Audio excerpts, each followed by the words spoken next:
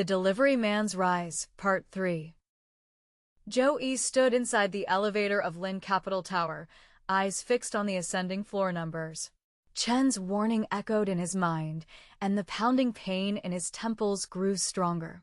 As the elevator reached the 68th floor, a vision in blood red suddenly flashed before his eyes. Lin Shicheng standing in the center of a conference room, a stock chart of blue sky tech on the screen behind him, and two uniformed officers seated in the corner, police. Ding! The elevator opened. The vision vanished. Zhou Yi took a deep breath, adjusted his tie, and walked toward the meeting room. This was his clearest and most vivid vision yet, and the most painful. Pushing open the conference room door, he found the scene identical to his vision. Lin Shicheng stood before the projector screen, showing the exact blue sky tech stock chart. Two uniformed officers were conversing quietly in the corner. Zhou Yi, just in time. Lin greeted him with a beaming smile.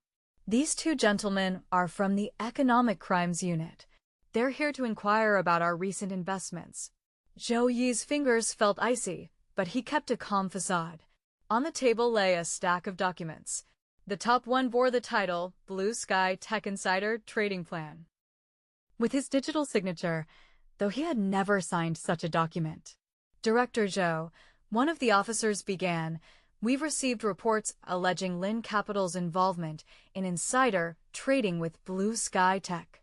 As the project lead, do you have anything to say? Zhou Yi met Lin Shicheng's gaze. The latter's eyes flashed a barely perceptible warning.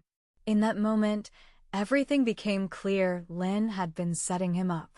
That forged document was only the beginning. Blue Sky Tech? Zhou Yi feigned confusion. I've mainly been managing Forex lately. Director Wang handles stocks. Lin's smile faltered briefly, then returned. Zhou Yi, don't be modest. Didn't you push for the Blue Sky position at last week's meeting? The room tensed. Zhou Yi felt every gaze upon him, the pain in his head splitting his skull. He closed his eyes, forcing himself into a precognitive state, his first attempt to foresee actions rather than prices. Two paths emerged. One where he admitted his role and was arrested in 3 days, with all evidence stacked against him. Another where he exposed Lin on the spot, only to be escorted out and hit by a car that night. Both were dead ends. Zhou Yi opened his eyes and noticed the security camera in the room. He smiled slightly. Lin, I think you're mistaken. Last week's meeting was recorded, wasn't it? Shall we replay the footage? Lin's face darkened instantly. Silence filled the room as the officers exchanged glances. The system's under maintenance, Lin replied coldly. Zhou Yi, maybe you're overworked. Your memory seems off. Is that so? Zhou Yi took out his phone, scrolling rapidly. What a coincidence. I have a recording of last week's meeting right here. He didn't, but he gambled that Lin wouldn't dare take the risk. A flicker of menace crossed Lin's eyes before he smiled again. Looks like you really need rest.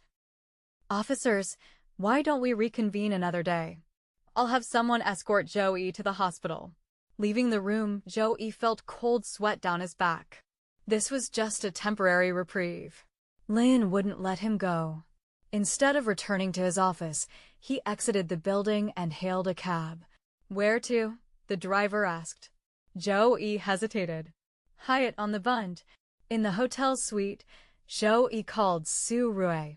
The reporter listened to his brief summary and replied with just 3 words. Don't hang up. 20 minutes later, she arrived with a laptop bag. Dressed in jeans and a white shirt, her hair tied back casually, she looked younger than at the bar, but her eyes were just as sharp. You're in serious trouble, she said as she set up her computer. Lin Shicheng has done this before. In the past 5 years, there were 3 others with abilities like yours. One ended up in a mental hospital, one committed suicide, and one's still in prison. Zhou Yi gasped. How do you know all this? I've been investigating Lin for 2 years. She pulled up files and photos. He has a habit collecting talented individuals, exploiting them, and discarding them when things go south. Zhou Yi flipped through the files, his stomach churning. The eyes in the photos held fear, despair, and that all-too-familiar emptiness from overusing foresight. "Why help me?" he asked. Su Rui hesitated. "My father was the first. Su Mingyuan. Once a top quant analyst on Wall Street. Lin lured him back to China, used him for index manipulation. When it blew up, all the evidence pointed to him. He was found hanged in custody. I believe he was murdered." Zhou Yi silently held her trembling hand. It was cold, clammy with sweat. "We need hard evidence," she said, regaining composure. "Something that proves Lin forged documents and manipulated markets." Zhou Yi closed his eyes, forcing another vision. He saw a safe hidden behind a painting in Lin's study, containing black ledgers and a USB. An address appeared, an upscale complex in Pudong. "I know where it is," he said, just as a nosebleed dripped onto the pristine bedsheets. Su Rui rushed over, handing him tissues. His vision blurred, a sign of overuse. That night, while Lin was distracted with police inquiries, Zhou Yi and Su Rui broke into his residence. Guided by foresight, they found the safe. "It's locked," Su Rui frowned. Zhou Yi tried another vision, but saw only darkness and was struck by blinding pain. He collapsed, gasping. "Enough. Don't use it anymore," Su Rui said, helping him up.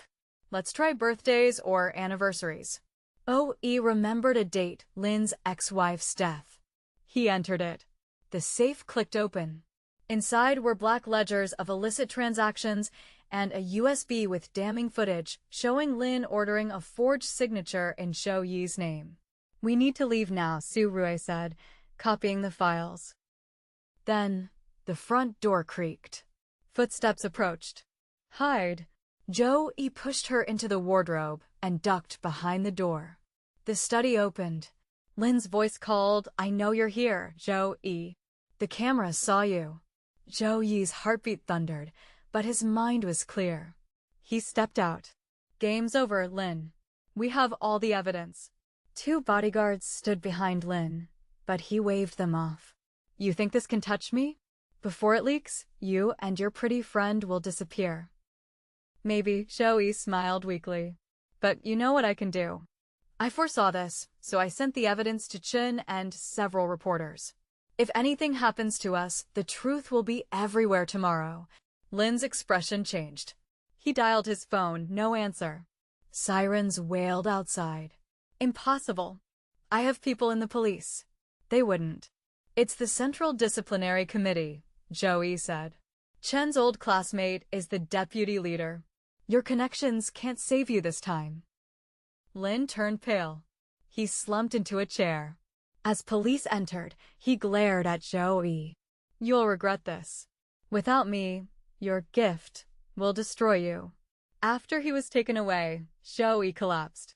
The last thing he heard was Su Rui calling his name and an ambulance siren.